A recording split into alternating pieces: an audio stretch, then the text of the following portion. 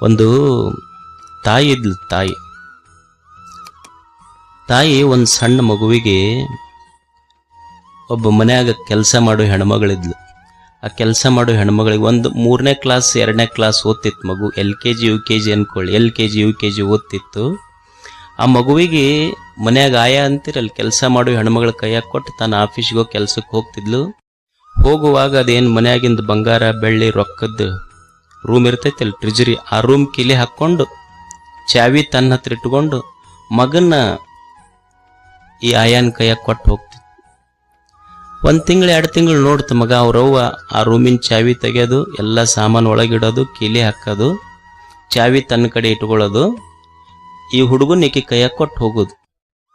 ಒಂದು ದಿವ್ಸ ಕೇಳ್ತಾ ಹೋಗು, ಅಲ್ಲೇವ ಅದು ಎಲ್ಲ ರೂಮ್ ಕೀಲಿ ಹಾಕಿ ಚಾವಿ ನಿನ್ನ ಕಡೆ ಇಟ್ಕೊಂಡು ಹೋಗ್ತಿಲ್ಲ, ಯಾಕ? ಆ ಆಯನ ಕೈಯಾಗ ಯಾಕೆ ಕೊಡಬಾರ್ದು?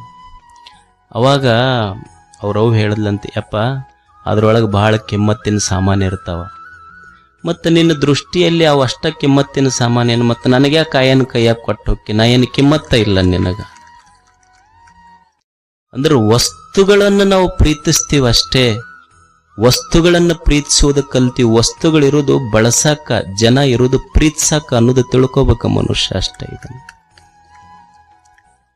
ಅದಕ್ಕೆ ಮನುಷ್ಯ ಆರೋಗ್ಯವಾಗಿರುವುದನ್ನು ಕಲಿಬೇಕಲ್ಲ. ಏನು ದುಡ್ಡು ಗಳಿಸ್ಯಾನ, ಗಳಿಸ್ಕೋಂತ ದುಡ್ಡು ಗಳಿಸಕ್ಕೆ ಆರೋಗ್ಯ ಕೆಡಿಸ್ಕೊಂಡಾನ. ಆರೋಗ್ಯ ಕೆಡಿಸ್ಕೊಂಡು ಡಾಕ್ಟರ್ ಹತ್ರ ಹೋಗ್ಯಾನ. ಅವ್ರ ಡಾಕ್ಟರ್ ಒಟ್ಟ 25 ಲಕ್ಷ ರೂಪಾಯಿ ಬಿಲ್ ಮಾಡಿದ್ರು, ಏನು ಗಳಿಸ್ಯಾನಲ್ಲ ಅಷ್ಟು ದವಾಖಾನೆಗಿಟ್ಟು ಬರೋದಷ್ಟ. ಮತ್ತೆ ಕಷ್ಟಪಟ್ಟು ಗಳಿಸುವುದಕ್ಕಾಗಿ ಆರೋಗ್ಯ ಕಳ್ಕೊಳ್ಳೋದು, ಗಳಿಸಿದ ಮೇಲೆ ಆರೋಗ್ಯ ಸುಧಾರಿಸೋದಕ್ಕೆ ಗಳಿಸಿದ್ದೆಲ್ಲ ದವಾಖಾನೆಗಿಡೋದಷ್ಟ. ಒಬ್ಬ ತತ್ವಜ್ಞಾನಿ ಒಂದು ಸುಂದರ ಮಾತು ಬರೀತಾನೆ, don't teach your children to be rich, don't teach your children to be rich, teach your children to be healthy and happy ಅಂತ. ನಿನ್ನ ಮಕ್ಕಳಿಗೆ ಶ್ರೀಮಂತರು ಹೆಂಗಾಗಬೇಕು ಅಂತ ಕಲಿಸಕ್ಕೆ ಹೋಗಬೇಡ, ನಿನ್ನ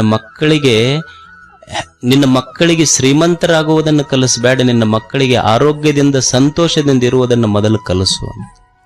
ಮಕ್ಕಳಿಗೆ ನೀಟ್ ಎಕ್ಸಾಮ್ ಬರ್ಸೋದು ಮುಖ್ಯ ಅಲ್ಲ, ಅವ್ರು ನೀಟ್ ಬದುಕಬೇಕು ಹಂಗ ಕಲಿಸೋದು ಬಹಳ ಮುಖ್ಯ ಐತೆ. ಅದು ಬಹಳ ಮುಖ್ಯ. ಅವು ನೀಟ್ ಬರೆಯೋ ಮಕ್ಕಳ ಪರಿಸ್ಥಿತಿನ ನೋಡ್ಬಾರ್ದು, ಜೊಯ್ಯಾಗಿರ್ತಾವ ಪೂರ.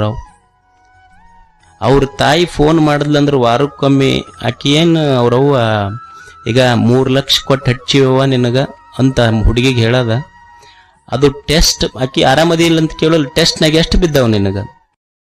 ಅವು ಹೆಣ್ಮಕ್ಳು ಸ್ವಲ್ಪ ಮನಸ್ಸಿಗೆ ಹಚ್ಕೊಂಡಿರ್ತಾವ. ಗಂಡ್ಮಕ್ಳು ಕೇಳಿ ಪಾಸ್ ಆದ್ರಾತು, ಇರ್ಲಿಲ್ಲ ಅಂದ್ರೆ ಇನ್ನೊಂದು 5 ವರ್ಷಕ್ಕೆ ಕಟ್ಟದ್ರಾತು, ಏನೈತಂತಿರ್ತಾರ. ಅಂದ್ರೆ ಮನುಷ್ಯನಿಗೆ ಆರೋಗ್ಯ ಬಹಳ ಮುಖ್ಯ. ಏನು ಆರೋಗ್ಯ ಅಂದ್ರೆ ಏನು? ಆರೋಗ್ಯ ಅಂದ್ರ ನನ್ನ ದೇಹ ನನಗೆ ಹಿತ ಕೊಡ್ತಿರ್ಬೇಕು, ಅದು ಆರೋಗ್ಯ. ಆರೋಗ್ಯ ಅಂದ್ರೆ ನನ್ನ ಕಣ್ಣ, ನನ್ನ ಕೈಯ, ನನ್ನ ಕಾಲ, ನನ್ನ ಮನಸ್ಸ, ನನ್ನ ದೇಹ, ನನ್ನ ಹೊಟ್ಟೆ ನನಗೆಲ್ಲ ಹಿತ ಅನಿಸ್ತಿರ್ಬೇಕು, ಸುಖ ಕೊಡ್ತಿರ್ಬೇಕು. ಈಗ ನೀವು ನೋಡ್ರಿ, ಪ್ರವಚನಕ್ಕೆ ಬಂದ್ರಿ, ದಿವಸ ಜಲ್ದಿ ಬರೋರು ಇವತ್ತೊಂದು ಸ್ವಲ್ಪ ಲೇಟ್ ಆಗಿ ಬಂದ್ರಿ ಅಂತ ತಿಳ್ಕೊಡ್ರಿ. ಕುರ್ಚಿ ಸಿಗಲಿಲ್ಲ ನಿಮಗೆ ಹಿಂದೆ ಕೂಡಾಕ ಕುರ್ಚಿ ಸಿಗಲಿಲ್ಲ. ನೆಲಕ್ಕೆ ಕುಂದಿರ್ಬೇಕಂದ್ರೆ ಕಾಲ ಮಡ್ಸಕ್ ಆಗೋದಿಲ್ಲ, ನಿಂತರ ಕಾಲು ನೋವಾಕ. ಅಂದ್ರೆ ನಮ್ಮ ದೇಹ ಸಾತು ಕೊಡವಲ್ದಂತ, ನಮ್ಮದ ಆರೋಗ್ಯ ನಮಗೆ ಅನುಕೂಲ ಆಗುವಲ್ದು. ಅಂದ್ರೆ ಆರೋಗ್ಯ, ದೇಹ ಗಟ್ಟಿ ಮುಟ್ಟಿಯಾಗಿರ್ಬೇಕು, ಇದು ಆರೋಗ್ಯದ ಮೊದಲ ಲಕ್ಷಣ. ನೀವು ಅನ್ಬಹುದು, ಆ ಬರೇ ಆರೋಗ್ಯ ಗಟ್ಟಿತ್ತಂದ್ರೆ ಮುಗಿತಲ್ರಿ, ಮತ್ತು ಅವ ಆರೋಗ್ಯ ಚಲೋ ಇದ್ದಂಗನು ಅಂತ. ಅಲ್ಲ, ದೇಹ ಗಟ್ಟಿರ್ತೈತಿ. ಹುಡುಗರು ಅಂತಿರ್ತಾವಿಲ್ಲ, ನಾವು ದಿವಸ ಜಿಮ್ಮಿಗೆ ಹೋಗಿ ಬರ್ತೀವ್ರಿ ಅಂತಿರ್ತಾರೆ. ಹುಡುಗರ್ನ ಕೇಳ್ರಿ ನೀವು, I am healthy, I go to gym every day without fail ಅಂತಿರ್ತಾರೆ ಹುಡುಗರು. ಅಲ್ಲ, ಜಿಮ್ಮಿಗೆ ಹೋಗಿ ಬಂದವ್ರು ಅಷ್ಟ ಗಟ್ಟಿರ್ತಾರ, ಬೆಳಿಗ್ಗೆ ಎದ್ದು ಜಮೀನಿಗೆ ಹೋಗಿ ಬರೋ ರೈತರು ಅವ್ರಕಿನ್ನ ಗಟ್ಟಿರ್ತಾರೆ, ಬರೀ ಜಿಮ್ಮಿಗೆ ಹೋದವ್ರ ಗಟ್ಟಿರ್ತಾರಂತ ಏನೈತಿ? ಅಂದ್ರೆ ನಮಗ ಅನಿಸ್ತಿರ್ತೈತಿ ಜಿಮ್ಮಿಗೆ ಹೋದವ್ರು ಗಟ್ಟಿರ್ತಾರ, ದೇಹ ಗಟ್ಟಿರ್ತೈತಿ. ಬರೇ ದೇಹ ಆರೋಗ್ಯವಾಗಿದ್ರೆ ಅಷ್ಟೇ ಆರೋಗ್ಯವಂತ ಅನ್ನೋದಿಲ್ಲ ಅವನಿಗೆ. ಈಗ ಒಬ್ಬ ಹುಚ್ಚಿರ್ತಾನ, ಅವ 8-10 ಮಂದಿಗೆ ಹೊಡಿತಿರ್ತಾನ. ಅಂದ್ರೆ ದೇಹದಷ್ಟು ಪುಷ್ಟವಾಗಿರ್ತೈತಿ, ಅದು ಮನಸ್ಸು ಸ್ವಸ್ಥ ಇರೋದಿಲ್ಲ. ಅಂದ್ರೆ ದೇಹ ಮನಸ್ಸು ಎರಡೂ ಸರಿಯಾಗಿರ್ಬೇಕು. ಮತ್ತು ದೇಹ ಮನಸ್ಸು ಎರಡೂ ಚಲೋ ಐತಿ, ಕರೆಕ್ಟ್ ಐತಿ, ಏನೂ ತೊಂದರೆ ಇಲ್ಲ, ಏನು ರಾಗ ಇಲ್ಲ, ದ್ವೇಷ ಇಲ್ಲ, ಉದ್ವಿಗ್ನತೆ ಇಲ್ಲ, ಚಿಂತೆ ಇಲ್ಲ. ಈಗ ಒಂದೇನೋ ಸಣ್ಣದು ಬ್ಲಡ್ ಕ್ಲಾಟ್ ಆಗಿರ್ತೈತಿ ಬ್ರೈನ್ಯಾಗ, ಬ್ಲಡ್ ಕ್ಲಾಟ್ ಆಗಿ ಕೋಮಾಕ್ ಹೋಗಿರ್ತಾನ, ಅವ ಆರೋಗ್ಯ ಗಟ್ಟಿರ್ತೈತಿ, ಮಸ್ತ್ ಇರ್ತೈತಿ, ಮನಸ್ಸಿನಾಗ ಏನೂ ಭಾವನೆ ಇರೋದಿಲ್ಲ, ಮತ್ತು ಅವನು ಆರೋಗ್ಯವಂತನ್ರಿ ಹಂಗಿದ್ರ ಅನ್ಬಹುದು. ದೇಹ ಚಲೋ ಇರಬೇಕು, ಮನಸ್ಸು ಚಲೋ ಇರಬೇಕು, ಉತ್ಸಾಹ ಇರ್ಬೇಕು, ಮನುಷ್ಯಾಗ ಊರ್ಜಾ ಇರ್ಬೇಕು, ಶಕ್ತಿ ಇರಬೇಕು, ಚೈತನ್ಯ ಇರಬೇಕು. ದೇಹ ಚಲೋ ಇರಬೇಕು, ಮನಸ್ಸು ಚಲೋ ಇರಬೇಕು, ಆತ್ಮ ಆನಂದವಾಗಿರ್ಬೇಕು, ಊರ್ಜಾ ಶಕ್ತಿ ಚೈತನ್ಯ ಉತ್ಸಾಹ ಇರ್ಬೇಕು. ತಾಯಂದಿರು ನೋಡ್ರಿ, ನೀವು ಎಲ್ಲಿಗೆರೆ ಹೊರಗೊಂಡ್ರ ಅವ್ರು ಎಷ್ಟು ಚಂದ ಮುಖ ತಕ್ಕೊಂಡು, ಬಟ್ಟೆ ಹಾಕ್ಕೊಂಡು, ದಂಡೆ ಹಾಕ್ಕೊಂಡು ಎಷ್ಟು ಚಂದ ಹೋಗ್ತಿರ್ತಾರೆ. ಇವ ಹೊರಗೆ ಹೊಂಟ್ನಂದ್ರೆ ಹಂಗ ಲುಂಗಿ ಮೇಲೆನ ಹೊರಗೆ ಹೋಗ್ತಾನೆ. ಅಲ್ಲೋ ಅವ್ರು ನೋಡಿ ನಿಮ್ಮ ಹೆಣ್ಮಕ್ಳು ಪಾಪ ಅವ್ರು ಎಷ್ಟು ಚಂದ ನೀಟಾಗಿ ಹೋಗ್ತಾರ, ನೀ ಯಾಕೆ ಹಿಂಗೆ ನಮ್ಮನ್ಯಾರು ನೋಡ್ತಾರ ಬಿಡ್ರಿ, ಹಿಂಗ ನಮ್ಮದಿತ್ತು ಅಷ್ಟು ಅಂದ್ರ ಉತ್ಸಾಹ ಇರ್ಬೇಕಂತ. ಒಬ್ಬ ಆರೋಗ್ಯವಂತ ಅಂತ ಯಾರಿಗನ್ನೋದು ಅಂದ್ರ ದೇಹ, ಮನಸ್ಸು, ಆತ್ಮ ಇವು ಮೂರೂ ಪ್ರಸನ್ನವಾಗಿದ್ರೆ ಅವನಿಗೆ ಆರೋಗ್ಯವಂತ ಅಂತ ಕರಿಬೇಕು ಅಂತ ಆಯುರ್ವೇದದ ಆಚಾರ್ಯರಂತಾರ. ಪ್ರಸನ್ನ ಆತ್ಮ ಇಂದ್ರಿಯ ಮನಃ ಸ್ವಸ್ತಿತ್ಯಭಿಧೀಯತೆ. ಸ್ವಸ್ಥ ಸ್ವಸ್ಥ ಸ್ವಸ್ಥ ಇದರ ಅರ್ಥ ಏನು ಅಂದ್ರ ದೇಹದಿಂದ ಆರೋಗ್ಯ ಇರಬೇಕು, ಮನದಿಂದ ಆರೋಗ್ಯ ಇರಬೇಕು, ಆತ್ಮ ಪ್ರಸನ್ನತ, ದೇಹ ಪ್ರಸನ್ನತ, ಮನ ಪ್ರಸನ್ನತ, ಆತ್ಮ ಪ್ರಸನ್ನತ. ಈ ಸ್ಲೋಗನ್ ಕೇಳಿರಿಲ್ ನೀವು, ಸ್ಲೋಗನ್ ಫಿಟ್ ಇಂಡಿಯಾ ಅಂತ, ಕೇಂದ್ರ ಸರ್ಕಾರಗಳ ಫಿಟ್ ಇಂಡಿಯಾ ಅಂತಾರ ನೋಡ್ರಿ. ಫಿಟ್ ಇಂಡಿಯಾ ಅಂದ್ರೆ ಏನು? Fit India which means hardness in the body, sharpness in the mind, softness in the heart. ಇದು ಫಿಟ್ ಇಂಡಿಯಾ. ಇದು ದೇಹ ಸದೃಢವಾಗಿರ್ಬೇಕು. ಹಿಂದಕ್ಕೆ ಅಂತಿದ್ರಿಲ್ಲ ಹುಡುಗರಿಗೆ, ತಮ್ಮ ಹುಡುಗರಂದ್ರೆ ಹೆಂಗಿರ್ಬೇಕು, ಗುದ್ದಿದ್ರ ಭೂಮಿ ಗುದ್ದಿದ್ರ ನೀರು ಬರ್ಬೇಕಂತ. ಈಗೆಲ್ಲಿ ನೀರು ಭೂಮಿಯಾಗ ಕಣ್ಣಾಗ ಬರ್ತಾವ ಅಷ್ಟೇ. ದೇಹ ಸದೃಢ ಗಟ್ಟಿ ಮುಟ್ಟಿಯಾಗಿರ್ಬೇಕು. ಮನಸ್ಸು ಏನ ಹೆಚ್ಚು ಕಡಿಮೆ ಸೋಲು ಗೆಲುವುಗಳು ಬಂದ್ರ ಸಹಿಸುವ ತಾಳ್ಮೆ ಇರಬೇಕು. ಇನ್ನೊಬ್ಬರ ಕಷ್ಟ ಕಂಡು ಕಣ್ಣೀರು ಒರೆಸುವ ಕನಿಕರದ ಹೃದಯ ಇರಬೇಕು. ಅಂಥವನಿಗೆ ಆರೋಗ್ಯವಂತ ಅಂತ ಕರೀತಾರ. ಇದು ಫಿಟ್ ಇಂಡಿಯಾ. ಇದು ಇವನಿಗೆ ಆರೋಗ್ಯವಂತ ಅಂತ ಕರೀತಾರೆ. ಅದಕ್ಕೆ ಮೊದಲು ಏನಿರಬೇಕು ಅಂದ್ರೆ ಆರೋಗ್ಯ ಮುಖ್ಯ ಅಲ್ಲ, ದೇಹದ ಆರೋಗ್ಯ ಬಹಳ ಮುಖ್ಯ. ಮನುಷ್ಯನ ದೇಹ ಇದು ಎಷ್ಟು ಅದ್ಭುತವಾಗಿರುವಂಥ ದೇಹ ನೋಡಿ. ಅಲ್ಲಮ ಪ್ರಭು ಇದಕ್ಕೆ ಅದ್ಭುತ ಅಂತ ಕರೆದ ಈ ದೇಹಕ್ಕ. ಯಾಕೆ ಅದ್ಭುತ ಅಂದ್ರೆ ಭೂತವ ಕೂಡಿ ಅದ್ಭುತವಾಯಿತು. ಈ ದೇಹ ತಯಾರಾಗಿದ್ದು ಪಂಚ ಮಹಾಭೂತಗಳು, ಮಣ್ಣು, ನೀರು, ಗಾಳಿ, ಬೆಳಕು, ಬಯಲು, ಇದರಿಂದ ತಯಾರಾಗೈತಲ್ಲ. ಇವಕ್ಕೆ ಜೀವಿಲ್ಲ, ಜಡ ಇವು ವಸ್ತುಗಳು. ಈ ಜಡದಿಂದ ಒಂದು ಚೈತನ್ಯವಾದ ಜೀವ ಉತ್ಪತ್ತಿ ಆಯ್ತಲ್ಲ, ಇದಕ್ಕಿಂತ ಇನ್ನೇನು ಅದ್ಭುತ ಬೇಕು ಅಂತ ಅಲ್ಲಮ್ಮ ಅದ್ಭುತ ಅಂತ ಕರೆದ ಈ ದೇಹಕ್ಕೆ.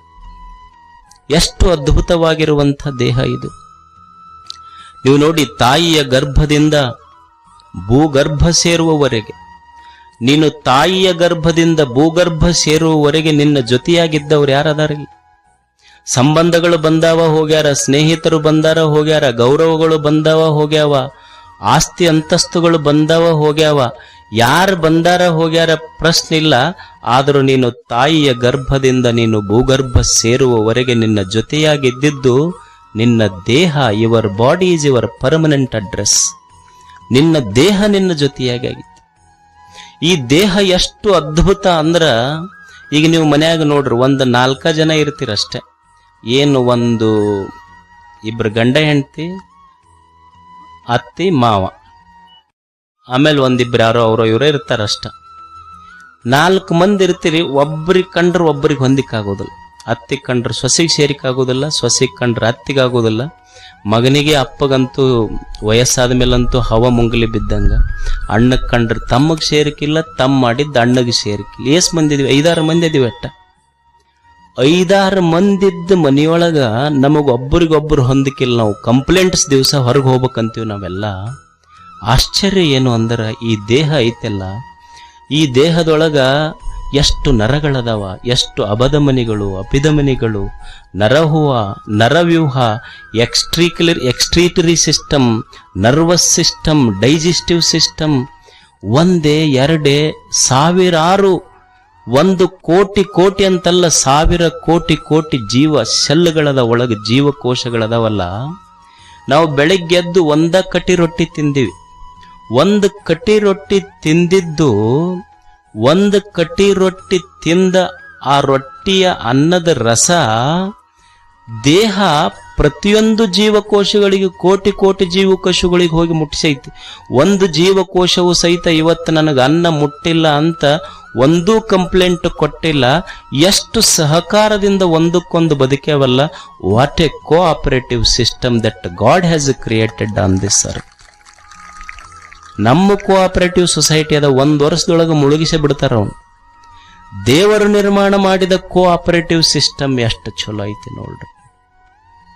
ಅದಕ್ಕೆ ಈ ದೇಹ ಕೆಡಲಾರ್ದಂಗ ನೋಡ್ಕೋಬೇಕಲ್ಲ. ಇದನ್ನ ಮೊದಲ ಇದನ್ನ ಕೆಡ್ಲಾರ್ದಂಗ ನೋಡ್ಕೋಬೇಕಾದ್ರೆ ಏನು ಮಾಡಬೇಕು ಅಂದ್ರೆ, ನಮ್ಮ ಹಿರಿಯರು, ಆಚಾರ್ಯರು, ಋಷಿಗಳು ಒಂದು 3 ಸೂತ್ರಗಳನ್ನು ಹೇಳ್ತಾರವ್ರು.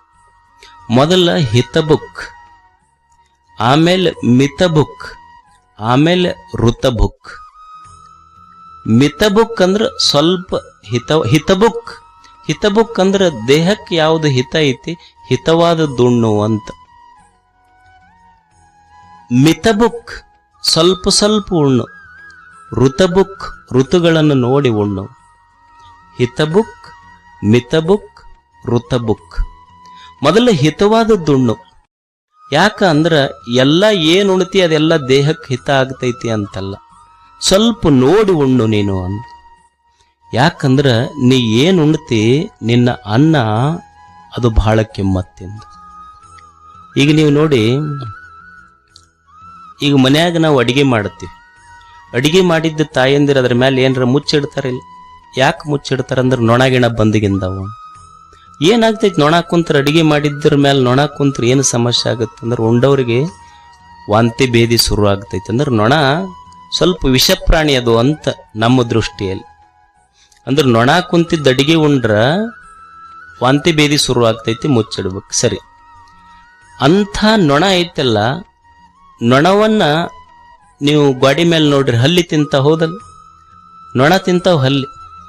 ಹಂಗಾದ್ರೆ ನೊಣ ವಿಷಪ್ರಾಣಿ ಅಂದ್ರೆ ನೊಣಕ್ಕಿಂತ ವಿಷಪ್ರಾಣಿ ಯಾವ್ದಾತು? ಹಲ್ಲಿ ವಿಷಪ್ರಾಣಿ. ಈಗ ಹಲ್ಲಿ ಇದೆಯಲ್ಲ, ನೀವು ನೋಡಿ ಹಳ್ಳಿಗಳಲ್ಲಿ ಹೋಗಿ ಹಲ್ಲಿ ಹಾವು ಹಿಡಿತಾವ. ಹಲ್ಲಿಗೆ ಏನ್ ತಿಂತಾವ? ಹಾವು ತಿಂತೈತಿ. ಹಾಗಿದ್ರೆ ಹಲ್ಲಿಗಿಂತ ಯಾವುದು ವಿಷಪ್ರಾಣಿ? ಹಾವು ವಿಷಪ್ರಾಣಿ. ಈಗ ಹಳ್ಳಿಗಳಲ್ಲಿ ನೀವು ನೋಡಿ, ಆ ಹಾವಿಗೆ ಸಣ್ಣ ಸಣ್ಣ ಹಾವು ಅದು ಹೊಂಟು ಅಂದ್ರೆ ಕೋಳಿ ತಿಂತಾವ.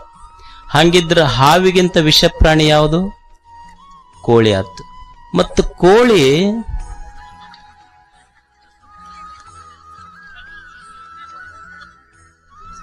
ಪುಚ್ಚ ಸಹಿತ ಸಿಗುದಿಲ್ಲ. ಹಂಗಿದ್ರೆ ಯಾರು ವಿಷಪ್ರಾಣಿ ಆದ್ರು? ಬಾಳ ಬಿಡಿಸಿ ಹೋಗಕ್ಕೆ ಹೇಳಕ ಹೋಗ್ಬೇಡ್ರಿ, ಬಿಡ್ರಿ, ಇದು ನಮಗೆಲ್ಲ ಅರ್ಥ ಆಗ. ಇಂಥವು ಮುಗಿಸೇ ಬಿಟ್ಟಿವಿ ನಾವೆಲ್ಲ. ಹಾಗಾದ್ರೆ ವಿಷಪ್ರಾಣಿ ಯಾವುದು? ನೀವು ಸ್ವಲ್ಪ ವಿಚಾರ ಮಾಡ್ರಿ. ಸತ್ತವ್ರನ್ನ ಎಲ್ಲಿ ಹೋಗಿತೀವಿ ನಾವು? ಎಲ್ಲಿ ಹೋಗಿತೀವಿ? ಸ್ಮಶಾನದಾಗ ಹೋಗಿತೀವಿ. ಮತ್ತು ಸತ್ತವ್ರನ್ನೆಲ್ಲ ಸ್ಮಶಾನದಾಗ ಹೋಗಿತೀವಿ. ಸತ್ತವ್ರನ್ನೆಲ್ಲ ತಂದು ಹೊಟ್ಟೆಗೆ ಇಟ್ಕೊಂಡ್ರೆ ಮನುಷ್ಯನ ಹೊಟ್ಟೆ ಸ್ಮಶಾನ ಐತಲ್ಲ, ಇದು ತಿಳ್ಕೊಬೇಕು ಮನುಷ್ಯ ಅಷ್ಟೆ. ಆಹಾರ ಶುದ್ಧವು ಸತ್ವ ಶುದ್ಧಿ. ಆಹಾರ ಶುದ್ಧವು ಸತ್ವ ಶುದ್ಧಿ.